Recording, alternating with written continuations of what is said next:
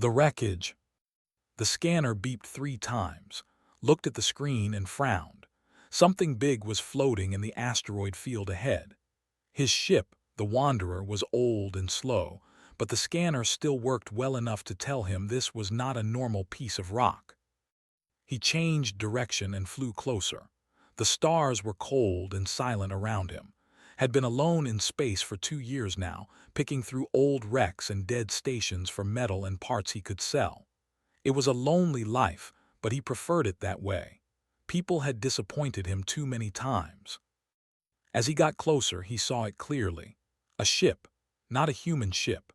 The design was strange and beautiful, with curves like flowing water frozen in metal. The hull was cracked open in several places, and a pale blue light leaked from inside like blood from a wound. Knew he should report this. The rules were clear. Any alien contact had to be reported to the United Colonies immediately. They had special teams for this. Scientists, soldiers, people who would take everything apart and study it. But something made him hesitate. Maybe it was curiosity. Maybe it was the way the ship looked so sad, floating there broken and alone. He told himself he would just take a quick look, just see if there was anything valuable inside. Then he would call it in. He put on his suit and crossed the empty space between his ship and the wreck. The airlock on the alien ship was damaged, so he climbed through a hole in the hull instead. Inside, the air was breathable but cold. The walls glowed with soft blue light that came from some kind of living material. It pulsed slowly, like a heartbeat that was fatting. The first body made him stop. It was tall and thin, with skin that looked like silver mixed with blue, 4 fingers on each hand. A face that was almost human but not quite, with larger eyes and no nose, just 2 small slits. The being was dead, its eyes open and empty, staring at nothing. Had seen death before. He had been a combat medic in the colonial wars. He had held men as they died and told them lies about how everything would be fine. Death did not scare him anymore, but there was something about this scene that made his chest feel tight. He found more bodies as he moved deeper into the ship, 7 in total, adults, all of them. Some had died from the crash, others had wounds that looked like weapon fire. Someone had attacked this ship before it crashed. The bridge was destroyed, all the controls dark and broken. But near the back, he found a small room that was still sealed. Emergency lights blinked above the door, some kind of shelter or escape pod that had not deployed. Forced the door open with his tools. Inside, it was warmer. The blue light was stronger here, wrapping around a small figure in the corner like a protective blanket. A child. She was small, maybe the size of a 5 or 6-year-old human girl. Her skin was the same silver blue as the adults, but it flickered and changed as he watched, shifting to and then back again. Her eyes were huge and violet, filled with a fear so deep that felt it hit him like a physical blow. She pressed herself against the wall and made a sound, not a scream, something softer and sadder, a whimper that needed no translation. Held up his hand slowly.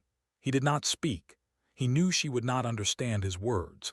Instead, he stayed very still and made himself as small as possible. He had learned this technique long ago, calming frightened soldiers in the field. Sometimes words meant nothing. Sometimes you just had to show someone that you were not a threat. Minutes passed. The child watched him with those enormous eyes. Slowly, very slowly, her skin stopped flickering so wildly, faded a little. Thought about what would happen if he reported this. The UCS Xenobiology Division would come. They would take the child to a facility somewhere cold and white. They would study her, ask her questions she could not answer, take samples of her blood and skin and tears. He had heard stories about what happened to alien specimens.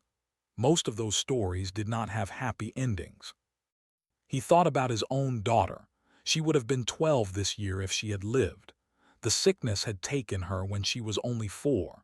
He remembered how she had looked at him in those final days, trusting him to save her, believing her father could fix anything.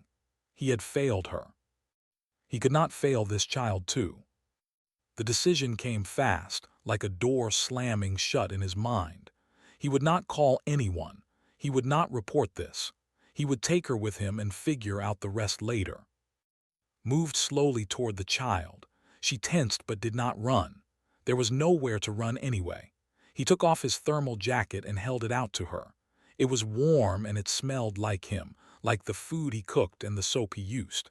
Human smells that probably meant nothing to her, but the gesture was clear enough. She looked at the jacket. Then she looked at him. Something passed between them in that moment, though neither could have explained what it was. The child reached out and took the jacket. She wrapped it around herself, disappearing into its warmth. When carefully lifted her into his arms, she did not fight. She was lighter than he expected, and she was shaking. He carried her back through the ship, past the bodies of her people. She buried her face in his chest so she would not have to see. He was grateful for that. No child should have to look at such things. The crossing back to the Wanderer was difficult with the child in his arms, but he managed it. Once inside, he sealed the airlock and set course away from the wreck as fast as his old ship could move. 20 minutes later, his scanner showed another ship arriving at the crash site, a UCS patrol vessel. They had detected the wreck too, probably from one of their automated stations. They would find the bodies. They would search the ship. And they would know that someone had been there before them. They would know a survivor was missing. Watched the patrol ship on his screen as he flew in the opposite direction. His heart was beating hard. He had just become a criminal. Theft of alien property. Failure to report contact. Probably a dozen other charges he could not even name. If they caught him, he would spend the rest of his life in a prison station. He looked at the child. She had fallen asleep in the co-pilot's seat, still wrapped in his jacket. Her skin had settled into a soft blue color, and her breathing was slow and even. Even in sleep, she looked sad. What have I done, thought. What am I going to do now? He did not have answers. He only knew that he could not have left her there. Some things were more important than rules. Some things were more important than safety. He set a course for the outer colonies, where the UCS did not look too closely. He had a friend there who owed him a favor, someone who would not ask too many questions. As the stars stretched into lines around his ship, made a silent promise to the sleeping child. He did not know her name. He did not know her language. He did not know if she would live or die. But he knew one thing for certain. He would protect her, no matter what came next. Learning to trust. 3 weeks had passed since found the child. They were hiding now on a small mining station built into the side of an asteroid. The station had no official name, just a number that most people had forgotten. It was run by a woman named Lee, who had been a friend of us during the war. She had been a language specialist back then, trained to understand alien communications. Now she lived out here in the dark, away from the government that had used her and thrown her away. Had not asked many questions when arrived with an alien child in his arms. She had simply nodded and shown him to a small room at the back of the station. That was the kind of friend she was. But even with safety and shelter, things were not going well. The child would not eat, had tried everything he could think of. Water, protein paste, fruit from his emergency supplies, even some alien food had traded for years ago. The child looked at each offering with those huge violet eyes and turned away. She would not sleep either. Not really. Sometimes she would close her eyes for an hour or two, but she always woke up shaking and crying without sound. Her skin would turn during these times, and it frightened more than he wanted to admit. Most of all, she would not leave the corner of the cargo room where she had made a small nest of blankets. She sat there hour after hour, her arms wrapped around her knees, staring at nothing. The light in her skin grew dimmer every day. Sat outside the door and watched her through the small window. He felt useless in a way he had not felt since his daughter died. Found him there on the 15th day. She sat down next to him and handed him a cup of tea. They sat in silence for a while, watching the child through the glass. I have been studying her language, said finally. That is what her people are called, or were called. I am not sure how many are left. Looked at her, what have you learned? They are empaths, explained. They feel emotions very strongly, not just their own, but the emotions of people around them. They form deep bonds with their families. These bonds are not just emotional. They are almost physical. When a loses their bonded family, it is like losing a part of themselves. Thought about the bodies on the ship, her family, all of them dead. She is dying, he said quietly. It was not a question. Nodded, she is dying of grief. Her bond was broken when her family died. Without a new bond to hold onto, she will fade. It might take weeks or months, but the end will be the same. How do I save her? I do not know if you can, admitted. Bonds cannot be forced. They have to be chosen by both sides, and she has to believe it is real. She has to feel that she belongs. Looked at the child again. She was so small and so alone. He knew that feeling. After his daughter died, after his wife left, he had felt the same emptiness, the same cold that made every day feel pointless. He had survived it, but he was a grown man with years of strength behind him. This was just a child. That night did something different. Instead of watching from outside the door, he went into the cargo room. The child tensed when he entered, her skin flickering with alarm. He did not move toward her. Instead, he sat down against the opposite wall, as far from her as he could get while still being in the same room. He did not speak. He did not look directly at her. He just sat there, breathing slowly, trying to make his presence as calm and quiet as possible. Hours passed. The child watched him with suspicion at first, then with confusion, then slowly with something that might have been curiosity. Started talking. He kept his voice soft and low, like he was talking to himself rather than to her. He knew she did not understand his words. That was not the point. The point was the sound, the rhythm, the feeling behind the words. He told her about his childhood, growing up in a city by the ocean on Earth, the sound of waves in the morning, the smell of fish markets, his mother's cooking, simple dishes that tasted like love, his father's workshop full of machines and tools that had learned to use before he could read. He told her about the rain, how it felt to stand outside during a storm and let the water wash everything away, how the world smelled clean and new afterward. He talked until his voice grew tired, and then he sat in silence again. The child had not moved, but something had changed. The in her skin was a little less dark. Her eyes were focused on him now, really seeing him instead of staring through him at some private horror. Came back the next night, and the night after that. Each time he sat a little closer. Each time he talked a little more. He told her about his time as a medic, about the soldiers he had saved and the ones he had lost. He told her about his daughter, who had loved to sing and dance and who had never been afraid of anything. He told her about the day died and his voice broke and he cried.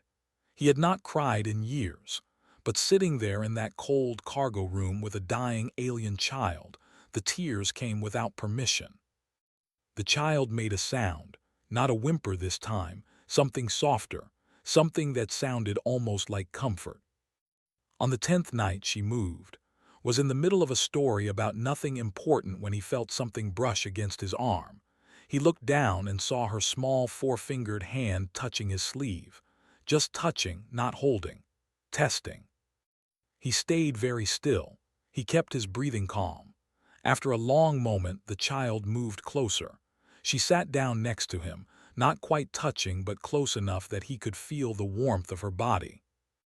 Her skin was pale blue now, with small flickers of light moving under the surface like distant stars. Finished his story. Then carefully he reached over and put his arm around her. She stiffened for a moment. Then she relaxed, leaning into him, letting him hold her.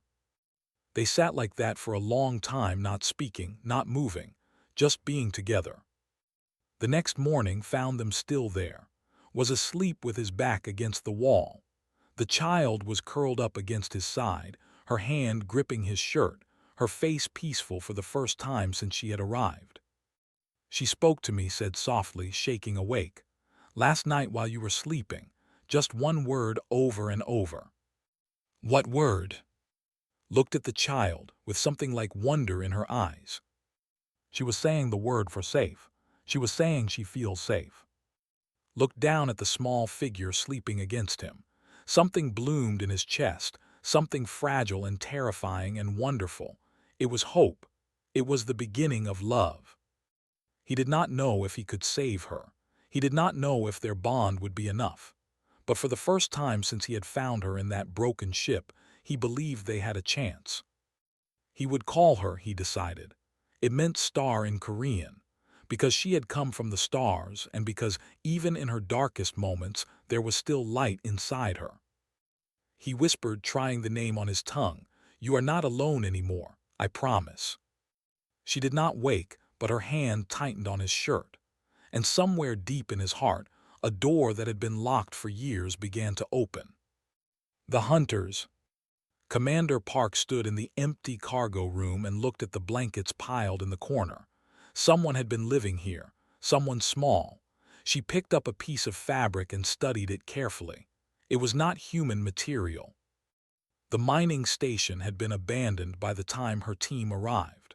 The woman who ran it, Lee, had disappeared along with the salvage operator they were hunting. But they had left in a hurry, and hurried people made mistakes. Was not a cruel woman. She did not enjoy this work, but she believed in order and safety. She believed that humanity had survived in this dangerous galaxy by being careful, by following rules, by never trusting the unknown. Alien contact was always reported. Alien specimens were always studied. There were good reasons for these policies, even if those reasons were sometimes ugly. The salvage operator had broken every rule. He had stolen alien property. He had hidden an alien life form from the authorities. He had run instead of surrendering. These were serious crimes, and he would face serious punishment when she caught him. And she would catch him. She always did. Find their fuel records, she told her team. Check every station in this sector. He has to stop somewhere. Far away, in the cold space between star systems, did not know he was being hunted. He only knew that was getting stronger, and that made everything else seem less important. 2 months had passed since the mining station. Could eat now, though human food still made her sick. Had helped them find a trader who sold supplies, protein mixtures and nutrient pastes that's body could accept. It was expensive, but sold everything he could spare to pay for it. Was also learning to communicate. She could not speak Korean, not yet, but she could understand simple words. Come, eat, sleep, safe. And she could make understand her through expressions and gestures and the changing colors of her skin. Blue meant calm, green meant happy, meant sad or scared, gold meant love. Saw gold more often now. It made his heart ache in the best possible way. Had told him more about people before they parted ways. There had once been a great civilization, peaceful and advanced, but they had been destroyed by another species called the. There were warriors who believed that power was the only thing that mattered. They had conquered the and hunted the survivors across the galaxy. The ship had found was carrying the last children of the ruling family, was not just any child. She was an heir to a dead civilization. If they learned she was alive, they would come for her. This knowledge sat heavy in his chest. He was just one man with one old ship. How could he protect her from an entire species of warriors? But he pushed the fear aside. One day at a time, he told himself, one problem at a time. They were traveling through a quiet sector, heading for the outer colonies where UCS patrols rarely went, when the attack came. The first warning was a scream from the ship's alarm system. Ran to the cockpit and saw another vessel on his scanner. It was small and fast and shaped like a blade, all sharp angles and dark metal. Not a UCS ship, something else. He whispered. He did not know how he knew, but he knew. The enemy ship fired without warning. A beam of white light cut across space and hit the Wanderer's side. The whole ship shook, and heard metal screaming as the hull took damage. He shouted, "Emergency shelter now." He found her in the cargo hold, her skin flickering with an purple fear. He grabbed her hand and pulled her toward the small armored room he had prepared for exactly this situation. It was barely more than a closet, but the walls were thick and it had its own air supply. "Stay here," he told her, pushing her inside. "Do not come out until I say it is safe." Her eyes were huge and terrified. She gripped his arm with her small hands and made a sound of protest. "I will come back," he promised. "I will always come back." He sealed the door and ran to the cockpit. The ship was coming around for another attack. Had no weapons worth mentioning, just an old mining laser that was meant for cutting asteroids. But he had something the enemy did not expect: experience. He had been a combat medic, yes, but he had also been trained to fly rescue ships into battle zones.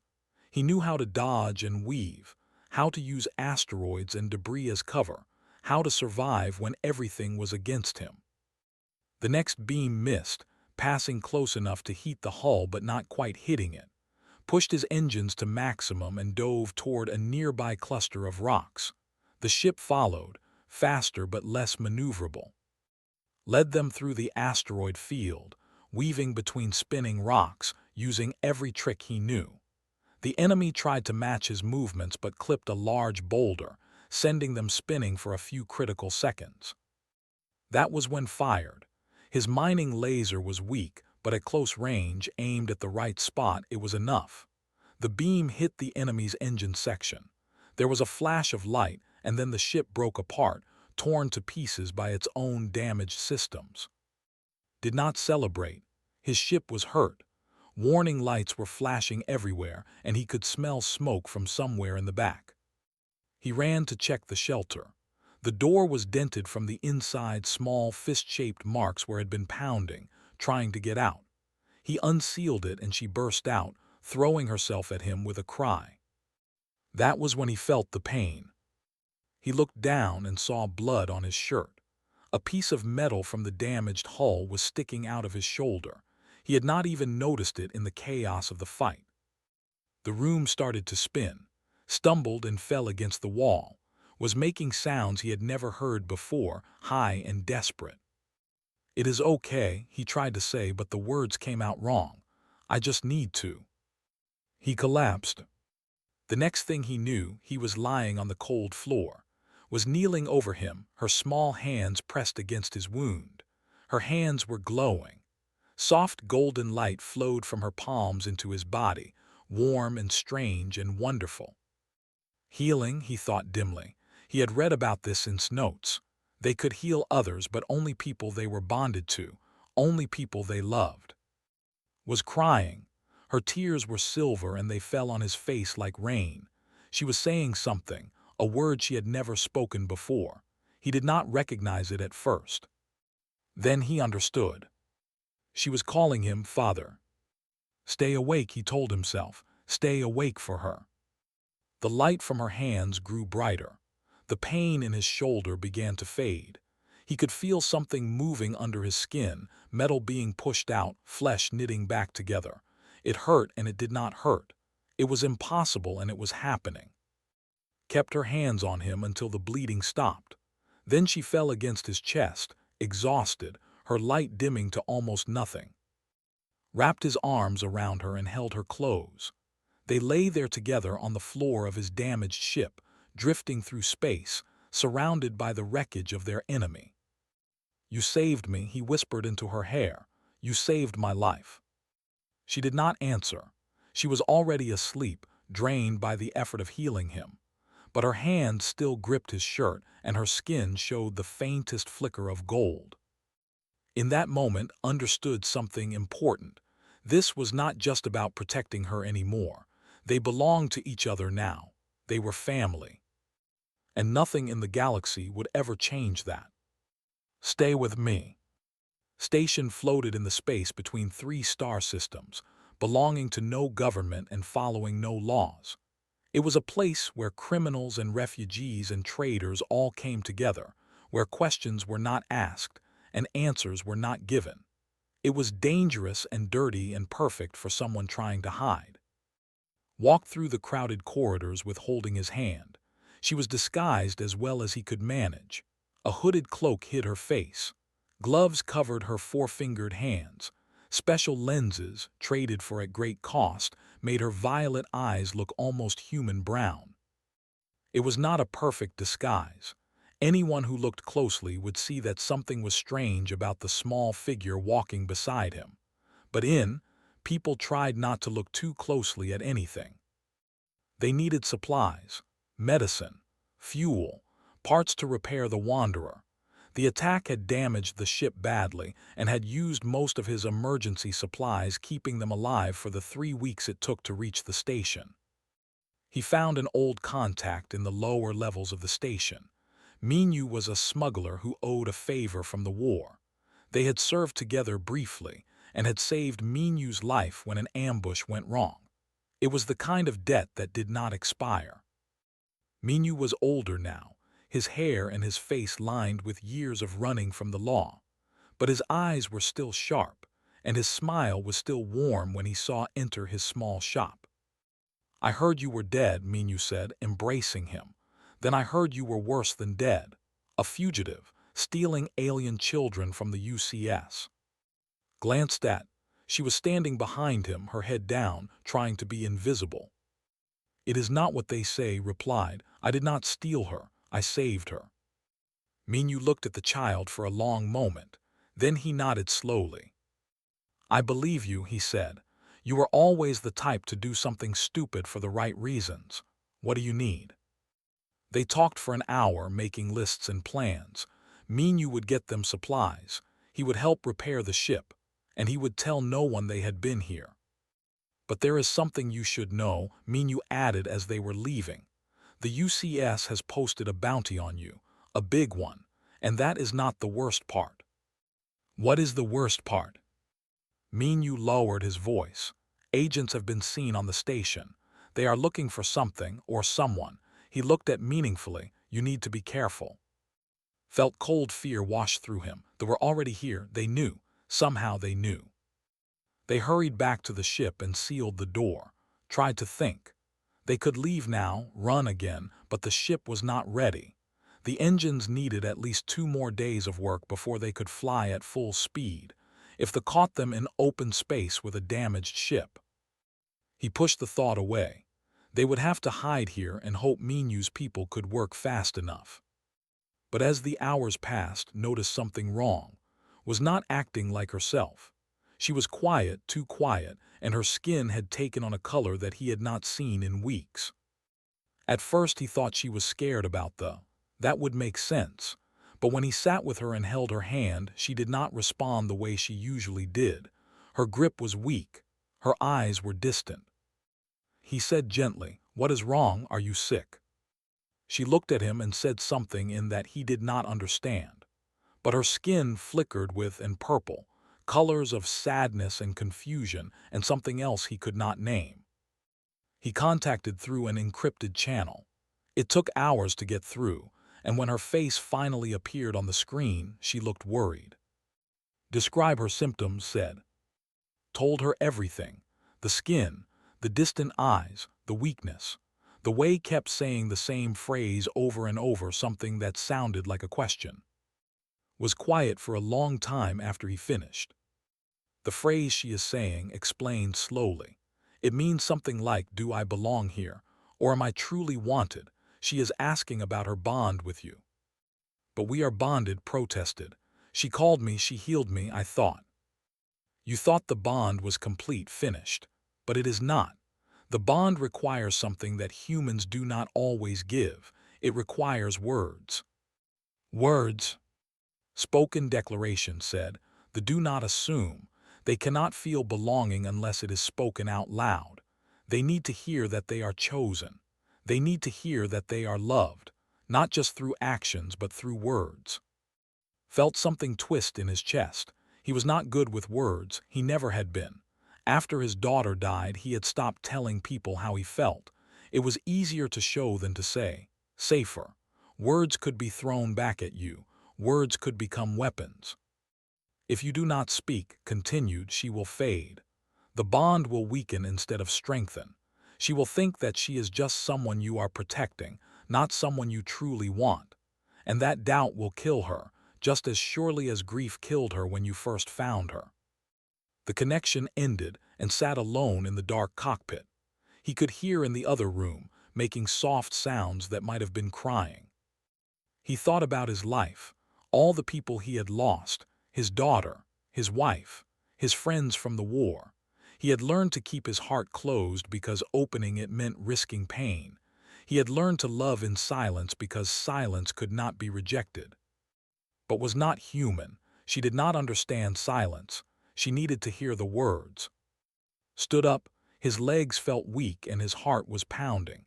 This was harder than fighting This was harder than running from the UCS. This was the hardest thing he had ever done. He found in her nest of blankets. She looked up when he entered, and her eyes were dim and scared. Knelt down in front of her. He took her small hands in his. They were cold, colder than they should be. He said, his voice cracked on the word, "Listen to me, please listen." She watched him with those huge violet eyes, waiting. "When I found you on that ship, I did not know what I was doing. I just knew that I could not leave you there. I knew that you needed someone and I knew that I could be that someone. But I was scared. I am still scared." He took a breath. The words were so hard to find, but he kept searching for them. "I lost my daughter a long time ago. Her name was. When she died, I thought my heart died too. I thought I would never love anyone again. I did not want to love anyone again because loving meant losing and I could not lose anyone else." His hands tightened slightly on his. She was listening. She was understanding, not the words maybe, but the feeling behind them. "But then I found you," continued, "and you looked at me with those scared eyes and I knew that I could not walk away. I knew that you were going to be important to me, even if I was too afraid to admit it." He lifted her hands and held them against his chest, against his heart. "You are not just someone I am protecting," he said, his voice breaking. "You are my daughter. You are my family. You are everything to me, and I need you to know that. I need you to hear it because I do not want you to ever doubt it again." Tears were falling down his face now. He did not try to stop them. "Stay with me," he said. "Not because you have nowhere else to go, not because I found you first. Stay with me because I choose you, because I want you, because I love you. Stay with me, be my daughter truly and forever, please." For a long moment nothing happened. Stared at him with wide eyes, her skin still, her breath still shallow. Then something changed. Light began to spread across her skin. Not the faint flicker of before, but something brighter and stronger. Blue and gold, swirling together like sunrise over the ocean. Her eyes grew bright again, and color returned to her face. She threw herself into his arms with a cry that was half joy and half relief. Her small body shook with sobs, but they were different sobs now. Not grief, not fear. These were the sobs of someone who had finally found home. She said against his chest, held her tight, and let his own tears fall. "I am here," he promised. "I will always be here. You are mine and I am yours, forever." The bond completed in that moment. He could feel it, like a warm thread connecting his heart to hers. She was part of him now and he was part of her. Nothing would ever change that. They stayed that way for a long time, holding each other in the small room of their damaged ship, while outside the station hummed with danger and the stars burned cold and distant. But inside there was only warmth, only love, only family. And that was enough. A new path. The repairs were finished. Minyu had worked miracles with the Wanderer, replacing damaged systems and filling the fuel tanks. They were ready to run. But as powered up the engines, his scanner showed something that made his blood go cold. A UCS patrol ship had arrived and it was blocking the main exit corridor. Commander Park stood on the bridge of her vessel and watched the station on her screen. She knew was here. Her intelligence had been perfect. Now it was just a matter of waiting for him to make a move. Part of her wondered why she was doing this. Was not a bad man. His record showed years of service, lives saved, medals earned. He had been a hero once. Now he was a criminal because he had saved a child. But the rules were the rules. If people started deciding which ones to follow and which ones to ignore, everything would fall apart. Order was the only thing keeping humanity safe in a galaxy full of dangers. She could not let one man's choices undermine that. Her communications officer spoke up. "Commander, we are detecting movement. A ship is leaving the station through the secondary corridor." It was the Wanderer, ordered pursuit immediately. The chase was short. Ship was faster now, but was still faster. Within minutes she had him surrounded. 3 patrol vessels, all with weapons locked. Her voice came over the comm. "This is Commander Park of the United Colonial Service. Power down your engines and prepare to be boarded. You have nowhere to run." Inside, the Wanderer looked at. She was sitting in the co-pilot seat, her skin flickering with fear but also with something stronger. Trust. She believed in him. She believed he would find a way. He did not know if he could. Then a new signal appeared on his scanner. Another ship much larger coming from the direction of deep space. His heart sank as he recognized the design. Sharp angles, dark metal, a blade made for killing. The warship was huge, bigger than anything the UCS patrol could handle. It moved past vessels as if they were toys, heading straight for the Wanderer. Watched in horror as the alien ship approached. Her weapons were useless against something that size. She ordered her fleet to fall back and called for reinforcements, but she knew they would never arrive in time. The Wanderer faced an impossible choice. The behind him, the UCS in front, no weapons, no allies, no hope. He turned to. "I am sorry," he said. "I tried to keep you safe, I tried to give you a life, but I failed." Shook her head. Her skin was glowing now, not with fear but with something else. Determination, purpose. She stood up from her seat and walked to the center of the cockpit. She closed her eyes, and the glow spread from her skin to her hands, to her whole body. "What are you doing?" She did not answer. Instead, she began to speak. Not in Korean, not in any language recognized. It was but older, deeper. The words seemed to vibrate in the air, carrying power that he could feel in his bones.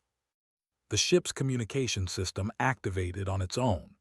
His voice went out across all channels, reaching the UCS ships, the warship, and everyone else who could hear. The warship stopped. Its weapons, which had been powering up to fire, went silent. Stared at her screen as a translation program struggled to make sense of what the child was saying. The words that came through were strange and broken, but the meaning was clear. "This child is claimed. This child is protected. I am the last daughter of the heir to the dying light, and I am loved by one who has nothing left to lose." The message continued, and realized that it was not just speaking anymore. There were other voices layered beneath hers, echoes of her ancestors, the who had poured their last strength into their children before they died. "You come for me because you fear what I represent's," voice said. "You fear that the will rise again. You fear that hope cannot be killed." Her eyes opened, and they were blazing with golden light. "But I am not alone anymore. I have a father who chose me when he had no reason to. I have a family that was built from nothing but love. This is what humans are. This is what they can do. They take broken things and make them whole. They find light in the darkest places." She turned to face the direction of the ship. "If you take me, he will follow. If you kill me, he will make you pay. Not because he is strong, not because he has power, but because he loves me. And humans do not give up on the people they love, ever." The warship hung motionless in space. For a long moment, nothing happened. Then slowly it began to turn away. Its engines flared and it moved back toward the darkness of deep space. The blade collapsed, her light fading, caught her before she hit the floor and held her in his arms. She was breathing, but barely. "You did it," he whispered. "You scared them away." She smiled weakly. "Not scared," she whispered back. Her voice was thin and tired, made them think, made them wonder. Maybe that is enough. On the UCS patrol ship, Commander watched the leave. Her hands were shaking. She had just witnessed something impossible. A child had stood against a warship and won. Her second officer looked at her. "Commander, should we continue pursuit?" Thought about what she had seen. She thought about the look on his face when he held the child. She thought about rules and order and safety. Then she thought about love. She said over the comm. Her voice was quieter now, less certain. "I am letting you go. Get out of this sector and do not come back." There was silence on the other end. Then's voice came through, rough with emotion. "Why?" "Because some things are more important than rules," answered. "Take care of her." She cut the communication and ordered her fleet to withdraw. Her officers looked at her with confusion, but none of them argued. They had all seen what the child did. They had all felt the power of those words. The Wanderer flew away into the darkness, leaving and the UCS behind. Months later, on a small green world at the edge of known space, and built a home. It was not much. A simple house on a hill overlooking a valley filled with strange purple trees. 2 moons rose each night, painting the sky with silver light. The nearest neighbor was a 3-hour walk away, which suited them perfectly. Had grown. She was taller now and her Korean was almost perfect. She still mixed in words sometimes, especially when she was excited or scared, but that was part of her charm. She had also started school, if you could call it that. Visited twice a month, bringing lessons and books and stories about the galaxy. Minu sent gifts when he could, usually sweets and toys that he claimed had fallen off a cargo ship somewhere. They had become a family, not just N but all of them. A strange, scattered family connected by love instead of blood. One evening, as the moons rose and the stars came out, sat next to on the porch of their house. She was quiet for a long time, watching the sky. She said finally, "Why did you save me? Back then on the ship, you did not know me, you did not owe me anything. Why did you risk everything?" Thought about the question for a long time. He thought about his daughter who he could not save. He thought about all the years he had spent alone, running from his grief, hiding from his heart. "Because someone should have saved me once," he said at last, "when I was lost and alone and scared. But no one did. And I decided that if I ever got the chance to be the person who showed up for someone else, I would take it." Nodded as if this answer made perfect sense. "Will you teach me to fly the ship tomorrow?" she asked. Smiled. "Tomorrow," he agreed. "Tonight we watch the stars." She leaned against him, her skin glowing with soft gold light. He put his arm around her and held her close. In the sky above them, the stars burned bright and endless. Somewhere out there, they were still hunting. The UCS was still looking. Danger still existed. But here on this small green world, there was peace. There was love. There was family. And for the man who had once lost everything, that was more than enough. It was everything. They sat together in comfortable silence as the night grew deeper and the moons rose higher. Tomorrow would bring new challenges, new lessons, new adventures. But tonight, they were simply father and daughter, watching the stars and knowing they would never be alone again. This was their happy ending, not an ending at all, really. Just the beginning of something beautiful.